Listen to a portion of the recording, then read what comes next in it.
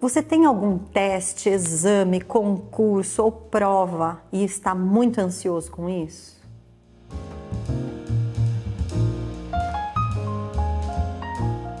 O que de fato você pode controlar quando uma prova, algum exame está chegando? Você consegue controlar os seus recursos internos. E quais são os seus recursos internos? Tanto os sentimentos, gerenciar o que você sente, quanto gerenciar a sua competência, que foi, na verdade, todo esse tempo que você teve para estudar e adquirir todo aquele conhecimento que agora você vai ter que dispor numa prova. Mas o grande problema é que quando você chega para fazer o teste, no fundo, em vez de você estar preocupado em fazer o teste bem, respirar, no fundo você está preocupado em provar que você é competente. Este é um dos grandes problemas quando uma pessoa tem algum teste, um concurso, uma prova, porque fica preocupado com julgamentos e ao mesmo tempo se provar, se comprovar.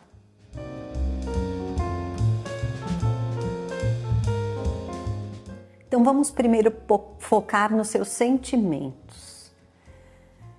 Quando chegar aquele momento X de fazer sua prova, fazer seu teste, respire, leia cada enunciado, dê um tempo para você conseguir processar toda a informação e acessar o seu conteúdo interno.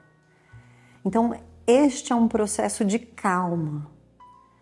Senão, esse auto-boicote vai acabar gerando muita revolta interna e você, em vez de se concentrar na sua meta, em executar este exame, essa prova, você vai ficar preocupado com o resultado. Você não tem que se preocupar naquele momento no resultado, você tem que se preocupar em se concentrar na prova. Então, dentro dos florais de Saint-Germain, nós temos algumas composições florais, dependendo do seu estado emocional, seus sentimentos, você pode fazer uma seleção entre essas fórmulas para te ajudar naquele momento. Ok? Então, você já fez a sua parte, que é estudar. Então, já adquiriu as suas competências, mas você então vai gerenciar todo esse seu conteúdo interno. É somente o seu conteúdo interno que você consegue gerenciar, ter um autocontrole. A primeira composição é a fórmula da ansiedade. Então, se você é uma pessoa extremamente ansiosa, a fórmula da ansiedade pode ser uma semana antes, vai te ajudar para aquele momento da prova.